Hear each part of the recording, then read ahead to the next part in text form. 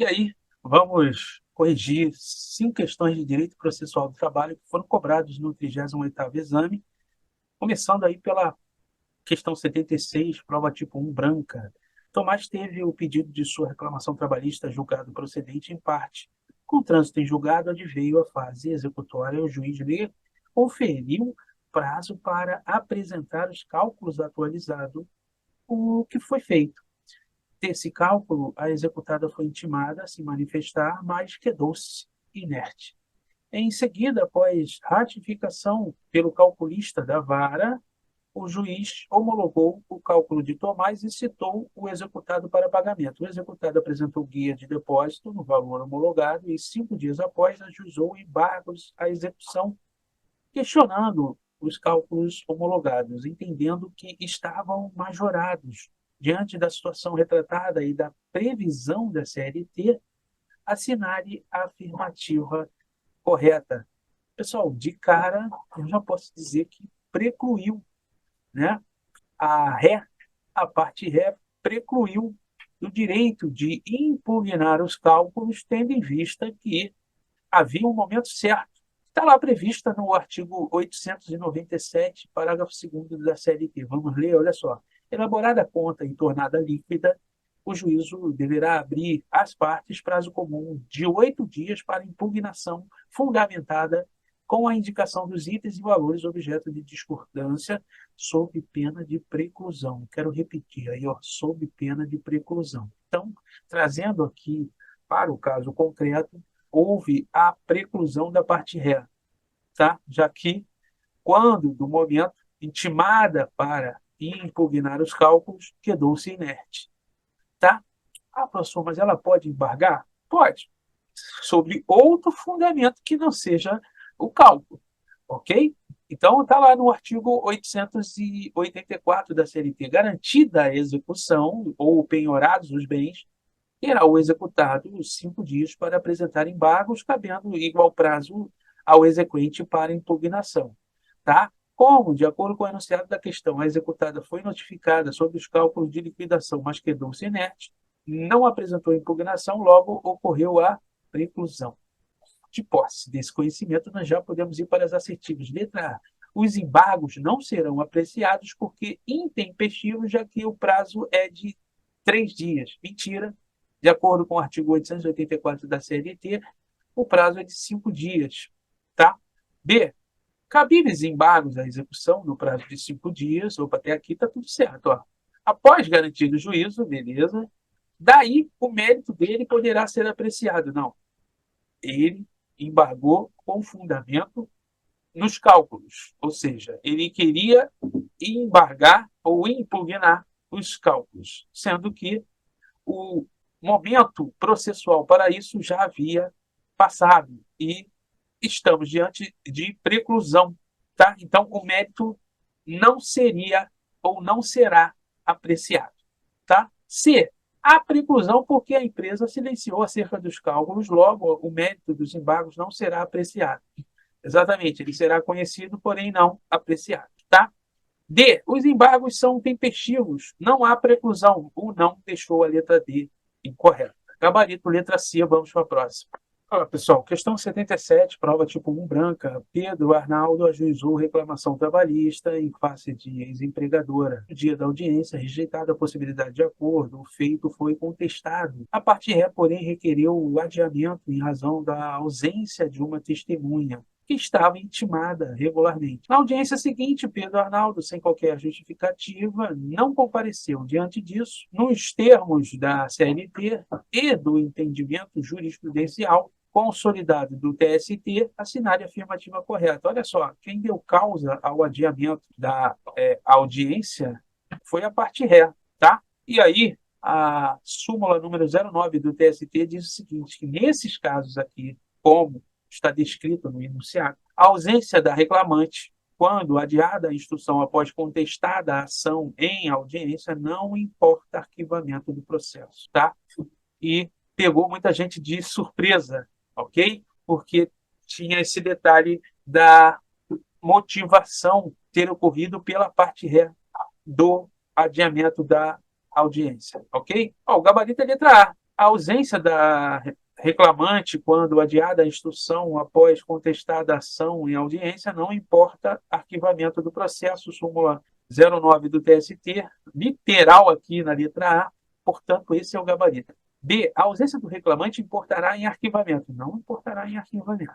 C. O feito deverá ser novamente adiado para comparecimento do reclamante. Não, ele deverá prosseguir, tá? Não deverá ser novamente adiado, tendo em vista que o autor, na segunda audiência, não compareceu. Então, a letra C está incorreta. D.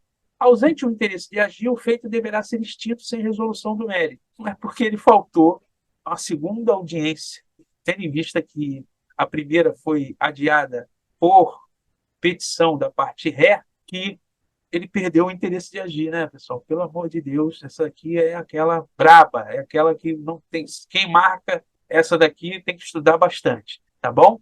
Gabarito, portanto, é a letra A.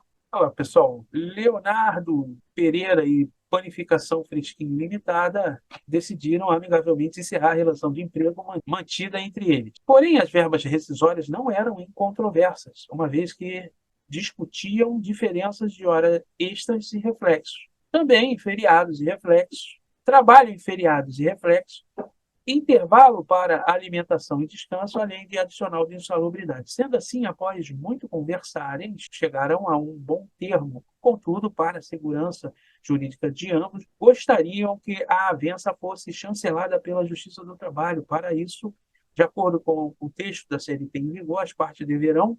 E aí, pessoal, olha só, artigo 855-B da CLT responde, ó, o processo de homologação de acordo extrajudicial terá início por petição conjunta, sendo obrigatória a representação das partes por advogado. As partes não poderão ser representadas por advogado comum. Faculta o seu trabalhador ser assistido por advogado do sindicato de sua categoria. Então, nós estamos diante de acordo extrajudicial que as partes gostariam que fosse chancelada pela Justiça do Trabalho.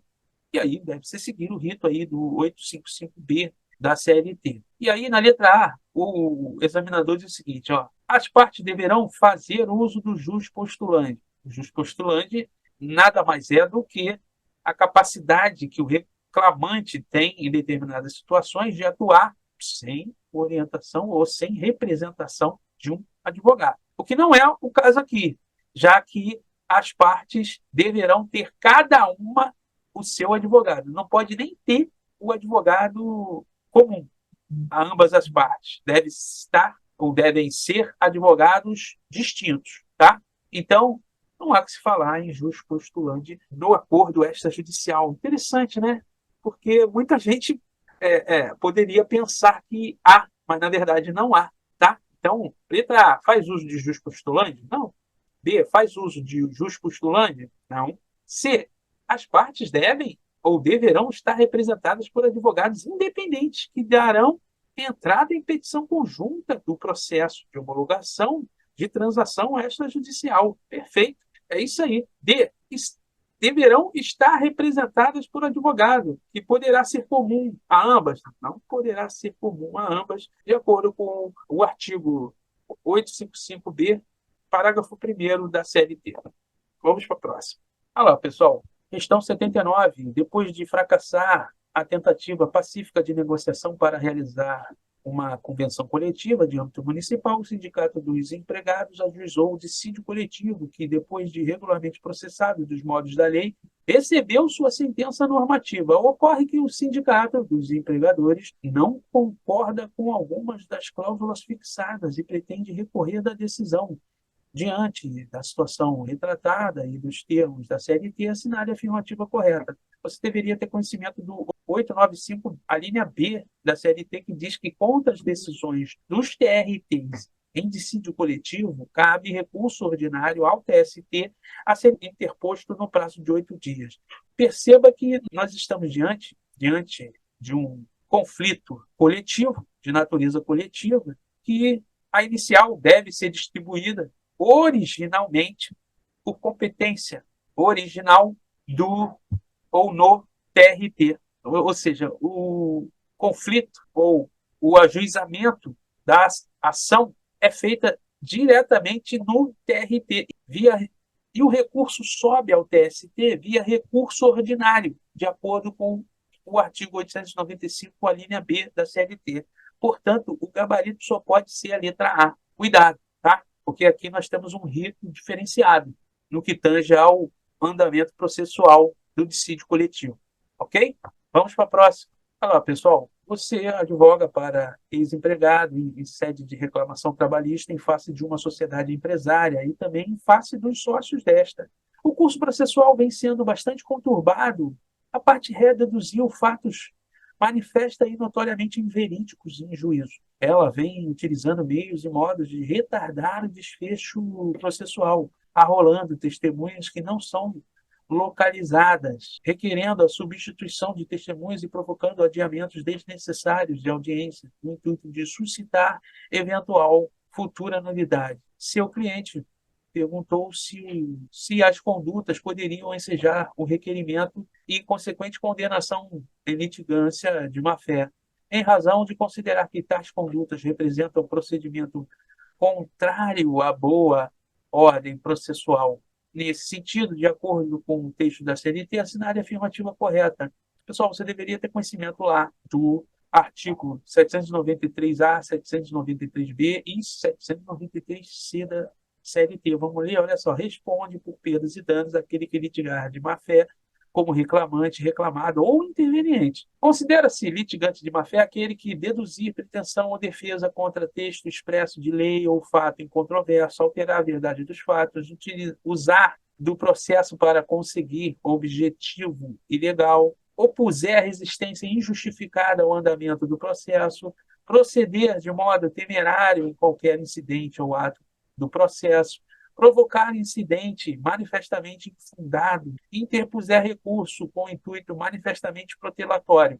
Artigo 793C, de ofício ou a requerimento, o juízo condenará o litigante de má-fé a pagar multa, que deverá ser superior a 1% e inferior a 10% do valor corrigido da causa, a indenizar a parte contrária pelos prejuízos que esta sofreu e a arcar com os honorários advocatícios por todas as despesas que efetuou. Então, questão interessante aí que trata de litigância de má-fé e o examinador pede o seguinte: nesse sentido, de acordo com o texto da CLT, assinale a afirmativa correta. E na letra A diz o seguinte: não é vedado a parte promover incidentes processuais sem fundamento com o intuito de retardar o andamento processual. Na verdade, é vedado sim, tá? Então, cuidado, porque o não na letra A, o advérbio de negação deixou a letra A incorreta. B, os valores de multa de litigância de má-fé sempre incidem sobre o valor da causa. Não, tá? Quando é irrisório, né, tem uma multa ou um valor fixo que não incide sobre o valor da causa, né? Porque o valor da causa é muito pequeno e aí não teria a função de impedir, né, esse ato por uma das partes. Tá ok? Então, o sempre deixou a letra B incorreta. Letra C. Não constitui conduta passível de litigância de má-fé a parte formular alegações em sede de contestação contrárias ao expresso texto de lei. Constitui sim, tá?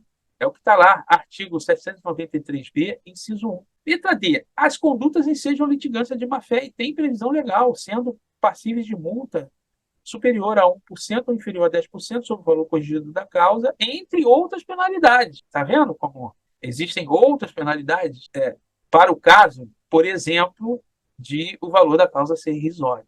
Tá bom? Então, o gabarito é letra D. Com isso, nós corrigimos aí 5 questões de direito processual do trabalho e embasam aí o seu estudo para os próximos exames. Um abraço.